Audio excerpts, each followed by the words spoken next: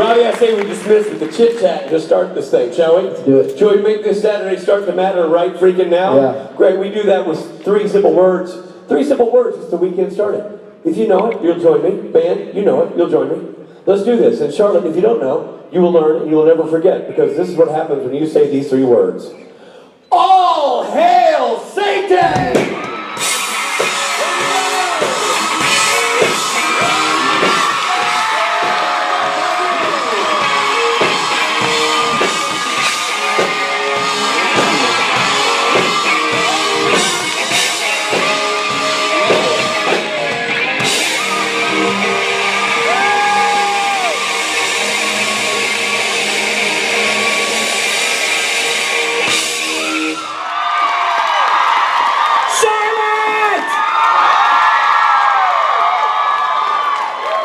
Sir, I was in our hotel, which is a different hotel, and there was a gal got off the elevator on my floor with her boyfriend, and she couldn't breathe. She was like clinging to the wall. She's like, "This is the best birthday ever. This is so great. Oh my God!" I was like, "I know, sweetie. I couldn't have arranged a better birthday for you. This is fantastic." I know. Oh my God! And just out of curiosity, I'm like, "What happened?" She's like, "I just saw Mark Pellegrino." Really? Yeah. Wow. She literally was having a conniption fit. And then was she like, "And you're what's his face?" No. She recognized No, you? she said, "But thank you for asking, kindly old man." Ladies and gentlemen, Mark Pellegrino. Thanks, guys. How are you? Am I the first panel? I love being the first. Thank you. We're panel virgins today. But not for long. You guys are going to have a good weekend, I have a feeling. Have I ever been to Charlotte? I think I've been to the airport twice on my way to Wilmington. You guys like Wilmington? Wilmington's kind of a cool little town. I hate flying into Wilmington though, because you get that puddle jumper, and in the summertime there's that weird weather that feels really tornado-y. And the last time I flew into Wilmington, it was for a show called Revolution. And, really? Awesome. And we had some of that weird tornado weather, and we were coming in hot to the runway, and the cloud cover was really low, and we were about sideways, which I think is not the way you're supposed to land an airplane. And when we broke the cloud cover, I swear to God I could touch the top of the trees with my hand. That was terrifying. I hate landing in Wilmington. Anyway, it looks like we have, is that a line? So we have Q&A. You ask questions and I pretend to answer them. Who wants to go first? That side does? No, they were more enthusiastic. You guys are still asleep. So I'm gonna go this way. I'm so sorry. I'm gonna get a bad reputation. Right? I already have a bad reputation. And I just can't stop. I'm kidding, I'm going over here because they were the ones that were. I have to reward the enthusiasm.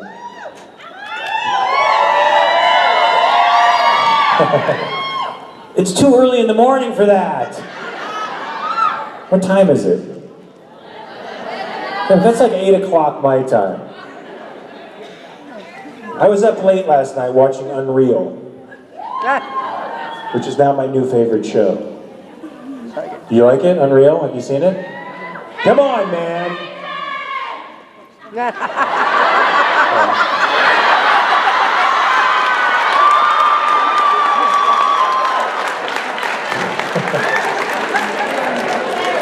You guys sure know how to talk to a fella. What's up? Hi, Mark. How are you? How are you? Hey. So last year I drove 4 hours. This year's only 3. So Okay. I'm very excited about that. So my question is, when you were in the closer for 8-9 episodes, what was your favorite moment to film?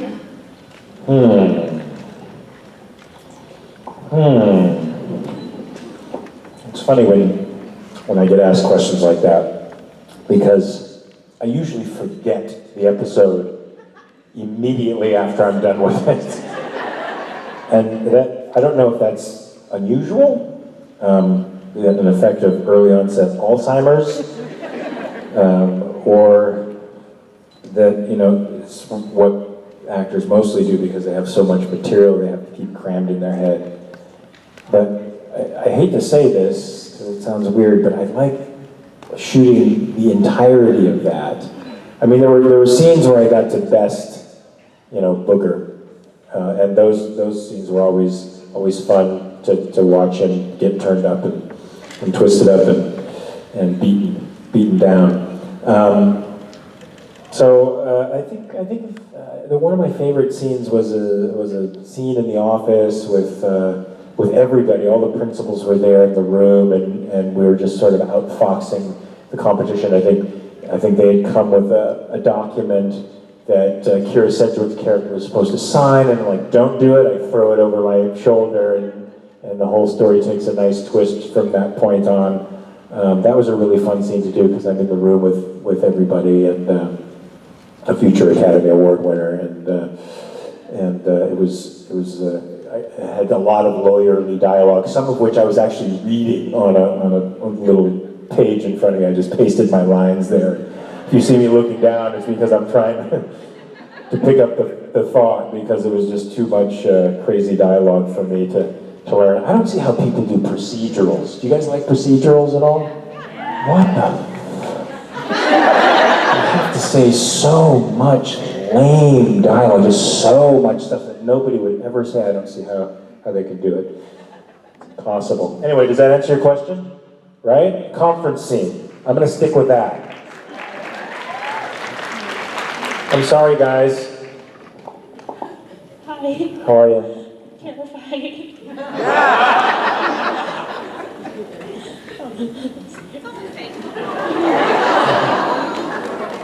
What's up? Oh, you're amazing. Thank you, so are you.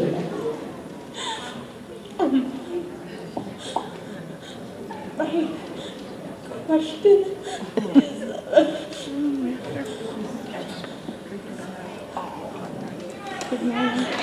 We got you.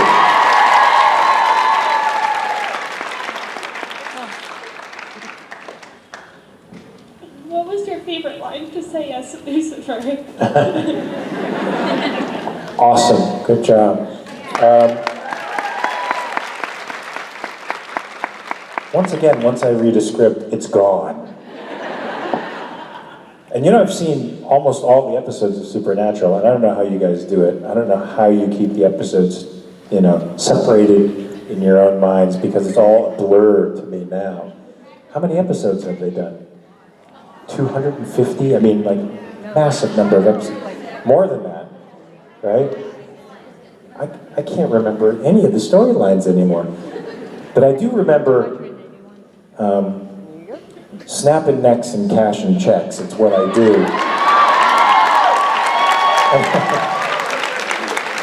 when Lucifer's trying to sell his capabilities to Sam. And I think one of the reasons I remember that line is because I had to do some ADR for it. ADR is dialogue replacement. You go into a studio and you watch the scene play out in front of you, and if they have sound problems, for any of the millions of reasons they have sound problems, you have to replace that dialogue so that it's clean, so you hear a nice clean line. And I did a joke version of that line, and that's why I remember it, because I sort of did this version of it that matched perfectly, and I was hoping they would put it on special features or bloopers or outtakes. Did they ever do that? Or I'm like, snapping necks and cashing checks is what I do! think the sound engineer thought I was serious, and he's like, "Are you gonna do it that way? Because it doesn't sound very Lucifer." Do you have a favorite line? I liked the long time no spooning. Long time no spooning. That does bring up a visual, doesn't it? Poor Sam. Hey, come here. Let me give you a hug for your courage under fire. Good job.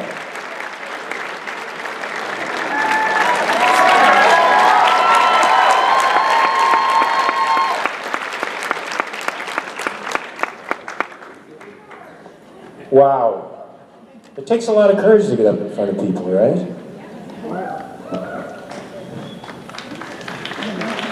Yeah?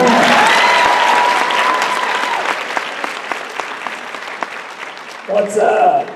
What's up, man? How you doing? You know, I'm not too bad. I'm a little tired. That's fair. That's fair. Bloodied but unbowed. What? What? You want to see my new ring? I cannot understand you. I'm sorry. You know why? Because of the echo in here. Yeah. Now you know what I feel most of the time. Yeah. My ring. You want to see my new ring? Oh, yeah. See? Yeah, it's Come here. I'll show you. So when I was in Denver last week at the convention, I have a really good friend who's a jeweler, and he was wearing this ring. Yo, that's sick. Isn't it sick? Sick is good, right? Sick is good.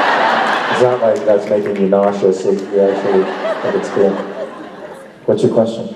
So I was just wondering if you could provide us a bit of color on what you would do to get into character for Lucifer. Cool, copy that.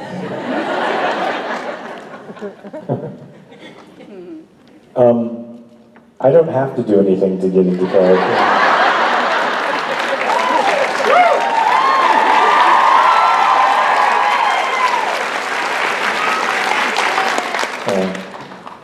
I don't know if that's a good thing or a bad thing. You know what? It's totally fine. You do you, dude. You're freaking awesome. Wow. I'm getting a self-esteem shot here. Thank you. You're so welcome. Oh, you're so sweet. Thank you. Thank you, though. Bye. So my ring has a saying on it. Freedom or death. It's a little intense for 11 o'clock in the morning, would you say? I still thought it was cool. What's up? Hi. Hey. As well as being a Supernatural fan, I am a huge Rick Springfield fan. I'm sorry. And his performance as Lucifer actually frightened me a little. Frightened me as well. As the true OG Lucifer, I wanted to know what you thought of his performance.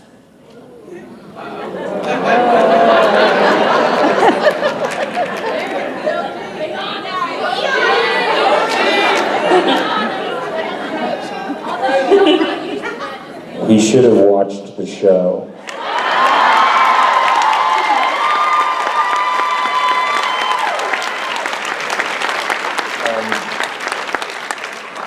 Yeah, I read an interview with him where he said he did not watch the show and he thought that was a virtue because he didn't want to get any ideas in his head about how to play Lucifer. Well, he had ideas in his head, they were just wrong.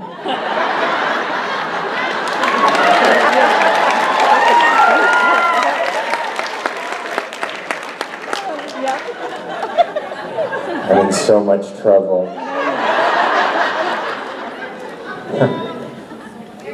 I think I would say that if you were here. I mean, I'm not one to criticize another actor most of the time. But I had a very personal feeling about that casting. You want me to tell you the inside story? Yes. Promise not to tell anybody else? This isn't streaming or anything, is it? Thank God, I trust you. You wouldn't fuck with me, right? I wouldn't fuck with you. Don't fuck with me. So, what?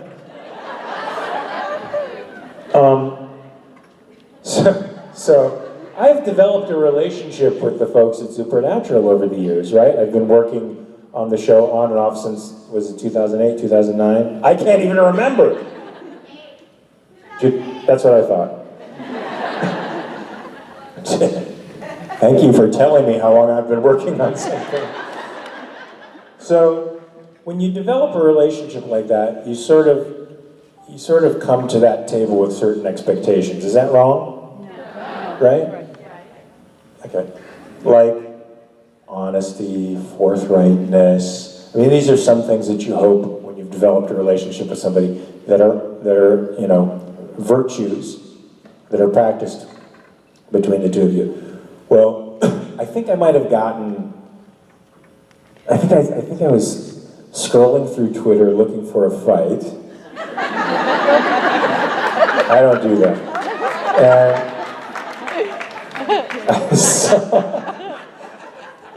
stop being so serious. I saw an Entertainment Weekly announcement, as Comic-Con was happening, that Lucifer had been recast. I was like, what the fuck? So I read through there was an article that they'd made the announcement at Comic-Con. Nobody told me, right? That Lucifer had been recast with Rick Springfield. So I'm like, fuck this. I'm gonna do something about this. So I urged any discontentment I found on social media. I urged it gently, and it sort of took off and had a life of its own. And it just so happened about 2 days after this, I'm miserable, not because, you know, it got recast, but because people I thought I had a relationship with didn't tell me in advance. So I thought I was getting the boot, and it was a Hollywood boot, you know, on top of it. Anybody who's ever been in Hollywood for time knows what that means. And so two or 3 days later, I get a call for an audition for The Exorcist TV show. And it's at Ulrich Dawson, and they're the people who cast Supernatural. And I'm sitting in the waiting room, you know, sort of concentrating on my lines and sort of concentrating on taking the world out. And Ulrich calls me in, or Dawson calls me into the office. He's like, Mark, I want you to know, Rick isn't Lucifer. I didn't expect that to be topic of conversation. So I was like, what? And he said, yeah, look. And he showed me an email that I wasn't supposed to see from Andrew Dabb, the showrunner, that sort of laid out the storyline for that season. And I was like, well, you could have told me. I started a fight. I thought you guys were giving me the Hollywood, Like, nope, Lucifer's just hopping around some vessels before he gets to you. I was like, thank you for telling me. That's the inside story of that. So, a Hollywood story that didn't go bad, in the end, for me, at least. So, I mean, I don't mean to diss Rick. I mean, I think he's a very good actor, a musician, and he looks damn good for his age. He's got a rockin' body, right? I'm not gonna lie, I'm not afraid to say it, right? But I disagreed with his interpretation. I thought, and this isn't ego talking, I just think it's about character consistency, and I think what Misha did was really cool. Well, it was cool, and I think it was smart, because he was trying to bring character consistency to his interpretation, and he wanted a flavor of me in what he did, because that's just what you should do. If somebody's, right, originated a part, you should carry a flavor of them over into it, because the personality is the same that's popping in between vessels. So, anyway, I apologize for nailing Rick. I mean it, but I don't. Thank you. Thank you.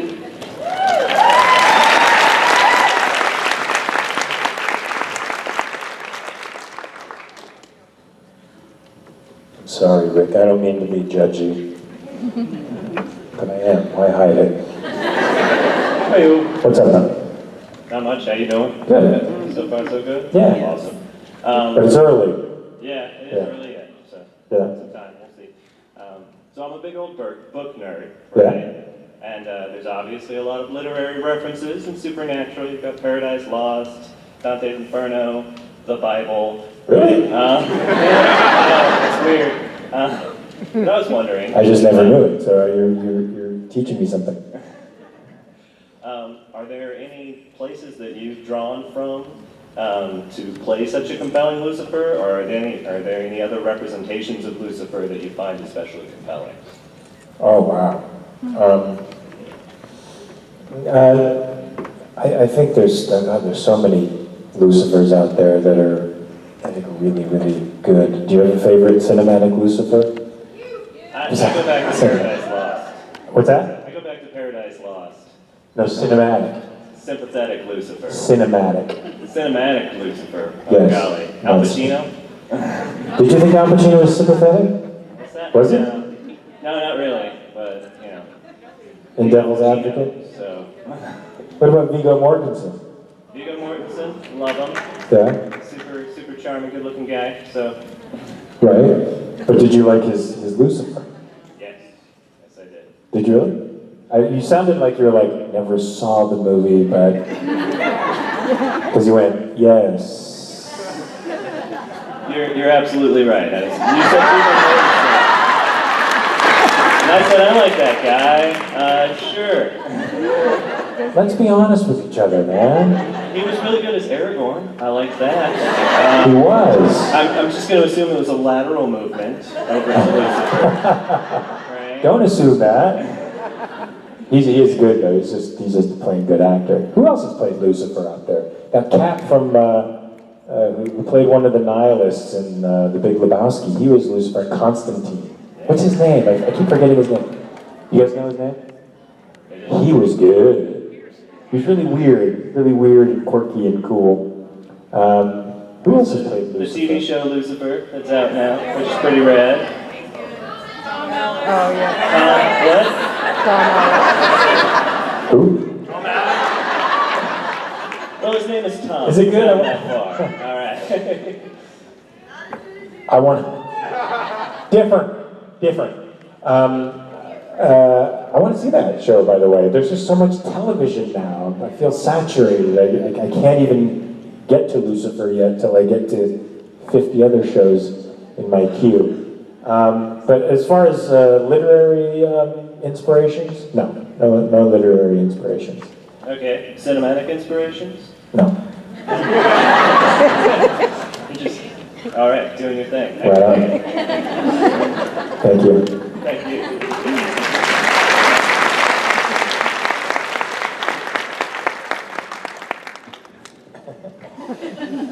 What's up? Not a lot. How are you? I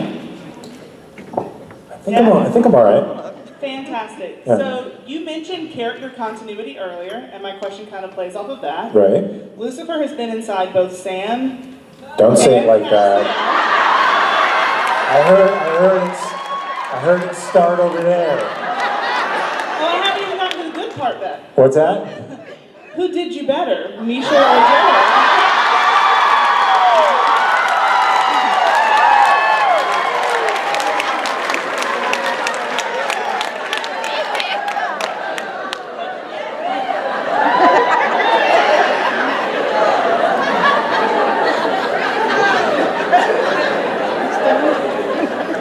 I can't choose. I like being inside both of them.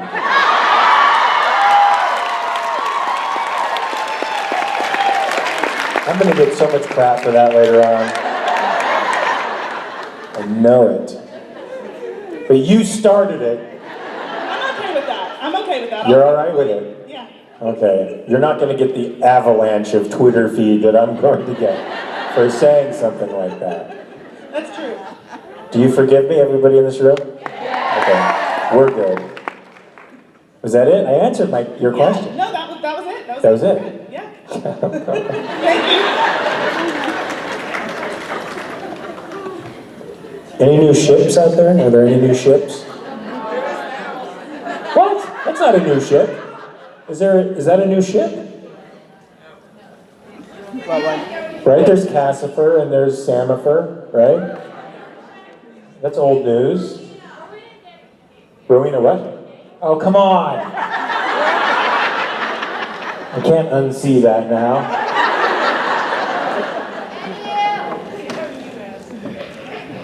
What's up? I don't really know how to follow that up. I feel like I should just go. I understand completely. I don't know if you remember from Denver, but there was a cool girl there doing Mad Libs, and Oh yes, I do remember. I had a feeling you might. But Rich suggested that Because we she should had me do an adverb. Yeah, I'm not going to make you do an adverb. Thank you. But Rich suggested that we should do it at every con, so hey. Why did he do that? You can ask him. I don't know. I'm not in his brain. You know, it's early in the morning right now. I'm very nervous. Yeah, okay, so if I don't do the Mad Lib, somebody else can do it. Go ahead. It's not adverb, I promise. Thank God. Thank Could God. you do noun and regular verb? What's that? Noun and verb. Regular verb. It's not No, I don't even know what those are. No, it is not. It's a myth.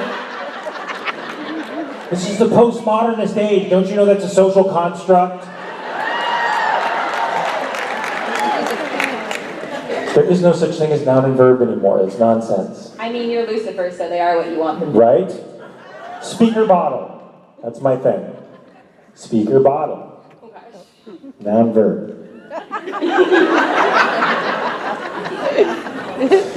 don't know. Speaker and what? Bottle. Bottle? Yes, noun Those verb. are two nouns, though. No, it's not. Okay. In your world, maybe it is. In my world, it's a noun and a verb. Okay, we brought it back around. We're good. Yeah, we got it. Okay? I actually heard a debate with a postmodernist last week, and it was maddening. Maddening. The question posed to him was something like, he feels that when you're getting on an airplane to fly somewhere, you agree with that construct that the airplane will fly to the destination. Because you agree with that, it happens. Reality is just a construct. It's something we all agree on. And sometimes we don't. But that doesn't mean the agreement is because of differences in opinion or conclusions about reality. Reality itself is different for each person. Are you talking about law? Yeah, right? Lost epistemology now rules the world. What's up? Sup, Satan? So I'm gonna ask this question. Warning, it's probably not gonna come out right because I have anxiety, but let's go. Okay, so I don't know how superstitious you are, how much you believe in stuff like this, but is there anything you've ever read about your zodiac that's like the most true about you? I am sort of superstitious, by the way. And I do often check my zodiac. Isn't that weird? One of those weird paradoxes, character paradoxes. I mean, my sign is Aries. Are those the Aries in the audiences? And I feel like I have some things in common. Like there's a certain assertiveness to me. And what's so funny? Should I fly down? But I feel like I have more in common with my, get that please. with my moon. I think my moon is Cancer, and so I feel like I'm more that, a little more water signish than sun. Nice to know that you're superstitious. I'm not alone. Right? It's not healthy though. I have it, but I'm trying to beat it. You know what I mean? It's sort of totemism. It gives me a little bit of reassurance, like I have control over things I don't have control over in reality. I'm sorry to make you even more anxious by that statement probably, but definitely feel like I should have more effective ways of coping than my superstition. But I have them, I can't deny it. I mean, when the black cat crosses my path, I'm like, what the fuck? I don't walk under ladders. I mean, it's silly like that. Is yours that intense, like mine? I'm a witch, so I'm kind of superstitious in ways. So Right. It's complicated. Are you like a Rowena type witch? I'm a Wiccan, so Oh, okay. That's a good witch, yeah, right? nature and stuff. Yeah, nature and stuff. That's awesome.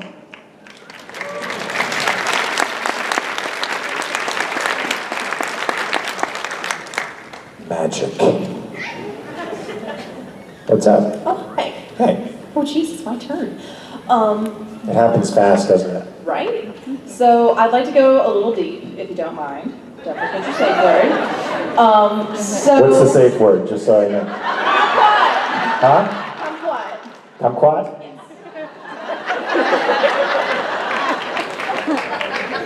So I was That's such a wondering. weird name. I would not want to be a kumquat.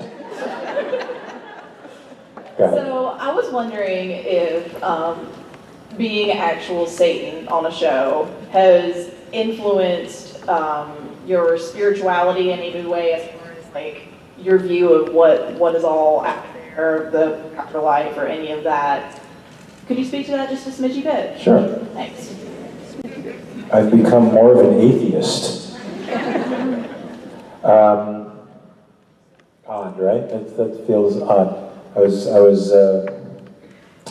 But I don't know that that's Supernatural's fault.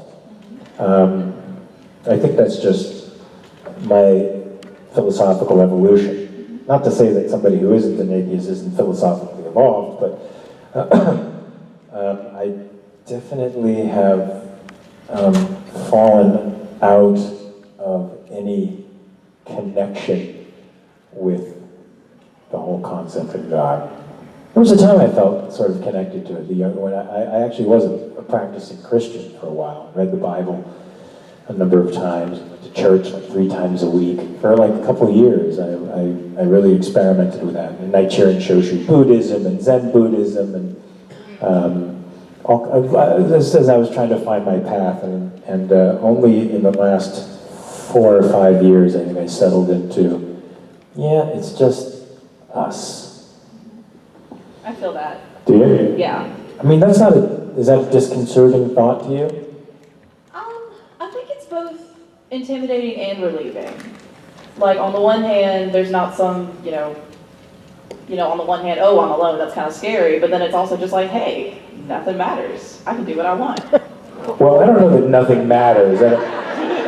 I'm not the Dennis Prager, either God exists or there's no morality or value to life. Right, and to me it's even a little more freaky to think there's this being, celestial being, who's completely unpredictable and sometimes malignant, who has a will to direct my life, and I have no real say over it, and my values don't matter in the direction that I want. All that stuff sort of freaks me out more. I'd sort of rather be alone than governed by some authoritarian, unpredictable, unknowable being who has some plan that I might be a piece of, but not really a fundamental piece of. So I prefer the aloneness, actually, than that. But I think that compels us to think of values and morality in a slightly different way, not as things that are bestowed upon us from above, but that come from life and our natures as human beings and our need to thrive. And to me, that's what the source of morality is. And I think that's a far more rewarding origin than some celestial thing. You think?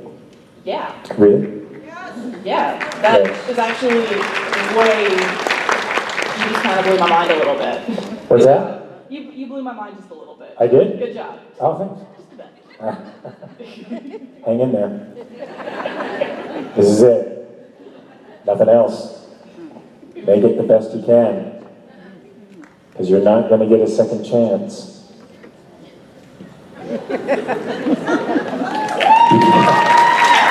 Is that good? Is that inspiring? It's not daunting? Are you doing the most with your life that you can? I have some internal obstacles. I don't know about you, but I'm sorting them out, working my way through it.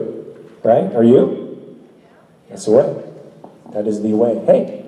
Hi, sorry, I'm really nervous. So, all of your last answers have been really deep, which is, it sucks that my question isn't as good as the last. I drove 14 hours to see you particularly. Oh, wow. And, Thank you. I wanted to know what, I'm sorry.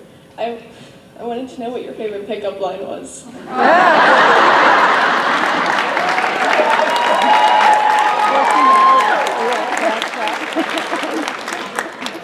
Hi. Well, I mean, right? It's the perfect icebreaker. I've never had a pickup line. And maybe that's been my flaw. I also don't need a pickup line. But before I didn't need a pickup line, I never had a pickup line. I know some friends who have, and they're very slick. I don't know theirs. I never inquired, but they did fascinate me because they were prolific. They picked up a lot of women, but they never had any substantive relationships. And I think they're very unhappy people. I hate to say it, but I think people with pickup lines are unhappy people. Is that way overgeneralized? Right? I mean, because I feel like you're trying to sell yourself. You know, you're trying to be cool. You're trying to be something you're not. You know, you're trying to make that cool first impression on somebody. And I think just being simple and honest in who you are is the coolest thing that you could possibly be.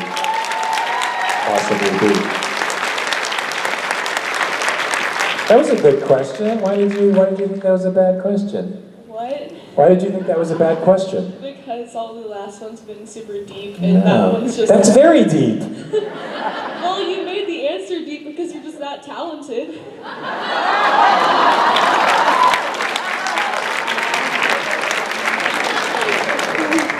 All right, come here. I gotta give you a hug.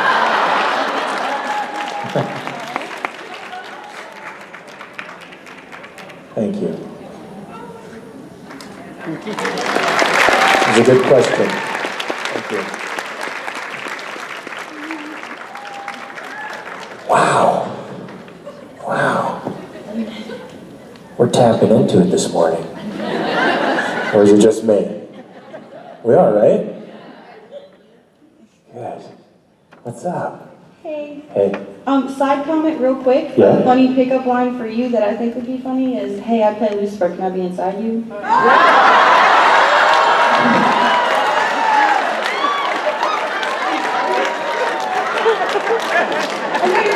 I will be sure to ask my wife that when I see her next time.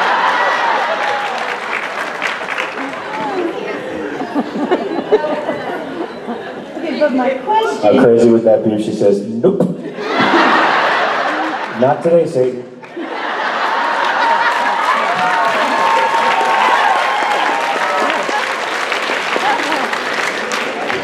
So my question is, I'm sorry.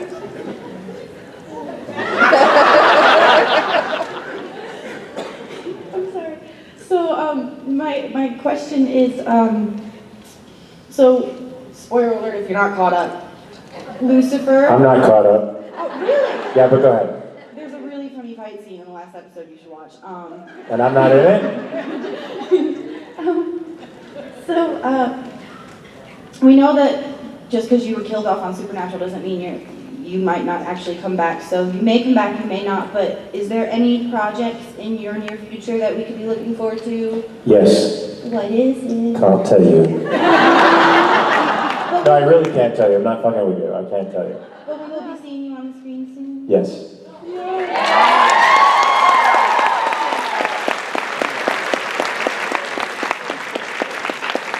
You know, they make you sign these things now called NDAs. Those are real. If you agree. I heard a Trump joke. Trumps aren't. Hey, welcome to Charlotte. Thank you. If given the opportunity in the future to work with Rob Zombie in creating a film called Lucifer's Funhouse, would you take it, and what would be in your funhouse?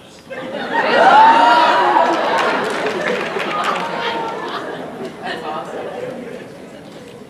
I hear imaginations clicking right here. You should hear my imagination. Are you a Rob Zombie fan? Yes. You are? Yes. Which movies of his do you like?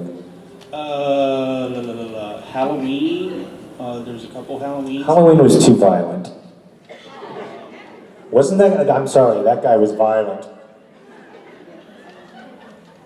House of a Thousand Corpses. House of a Thousand Corpses. Yeah. You know, I've never seen House of a Thousand Corpses. Is it good? Is that the one? Is there a clown in it? Freaky clown? The Devil's Rejects. I'm still at Devil's Rejects. Is that the one with the clown? No. Yeah, clowns are wrong. That is wrong. That's not just a Sam thing, that's a me thing too. I'm not, I mean, I would do it, I guess. For you. I'd do it for you.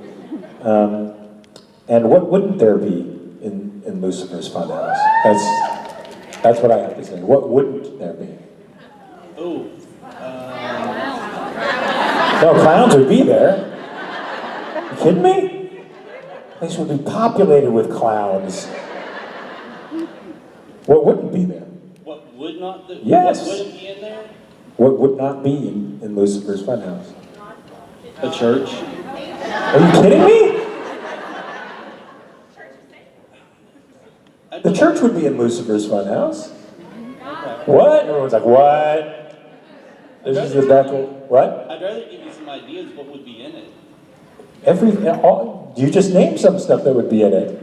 See how I got out of that? What? What would be in it? Yeah, I already told you. Clowns. Clowns? No. Yeah, dolls. Puppets. Ventriloquist dummies. Spiders. Torture dungeon? A torture dungeon? Torture dungeon, yes. I thought we already said church.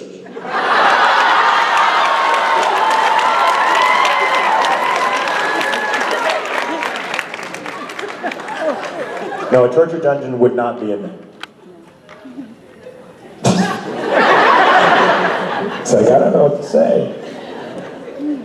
What's Hi, up? Mark. How are you? I'm good. How are you? I'm good. Hey, we are birth date twins. Really? We have the same birthday. Really? And year. Wow. Yeah. So I'm wondering what you remember of the 80s. I'm a little worried because your memory seems issue-y. Yeah, it happens. Got any good memories of those 80s? Good memories? Yeah. Narrows it down a little. Yeah, a lot. No, I mean, I liked the 80s because it was when I was in high school, and for me, high school was kind of fun. I went to a Catholic high school, and since I was sort of the poor boy, in the school, you know, I had to work to pay for my own books, and I really felt invested in that place because I had no real roots, no family roots, and this place was old. It'd been there for a long time, and they made it like a family. The whole institution was very familial. So I really worked hard to be a part of that, and I felt the sense of belonging for the first time, really, in my life, to something sort of bigger than myself. And it was fun, it felt good, you know, those years. Plus you're young, you have no symptoms, there's like anything physical. You know, you don't feel the window of life closing on you. This is getting dark, sorry. But once you get into your 50s, you start to see things that you didn't see before. Is closing, you're right. You feel it. Thanks you feel a lot. it, right? I'm sorry. Have a good day. Hold on, let's You came in at the wrong moment. let's take one more question. Let's cleanse the palate. Okay. Let's do one more. Okay. What's up? Hi. Hey. I'm really nervous. So Same. I'm a huge fan of Supernatural, and I'm also a huge fan of Dexter, who, by the way, is from North Carolina. And so how did you, the great Lucifer, manage to be beaten by Dexter Morgan? And did you enjoy that episode? Well, I managed to be beaten by Dexter because the writers wrote that. And I did not like that episode because I thought I was going to be sort of a foil for him, but I think they felt Paul was too stupid to be a foil to Dexter, so they took me out, you know, without any ceremony. And I thought I did something wrong. You know, when you die on a show, you're like, did I do something wrong? Because I thought we had a good relationship. But they actually kept me longer than they were planning on it. So, no, I didn't like Paul's death. I thought Paul should have gone on a little further. I thought he should have disrupted Dexter's life a little bit more. Right? I just don't think they thought he was the stature. He didn't have the heroic stature. It was his hair. It's always my hair. It always comes down to the hair. Boy, if I said it once, I said it 100 times. Mark's hair. Mark, have you had a good time here in North Carolina? So far, so good. All right, I like it. Ladies and gentlemen, join me in saying, we don't say goodbye, we don't say adios, we don't say see you later, we simply say 3 words. All hail!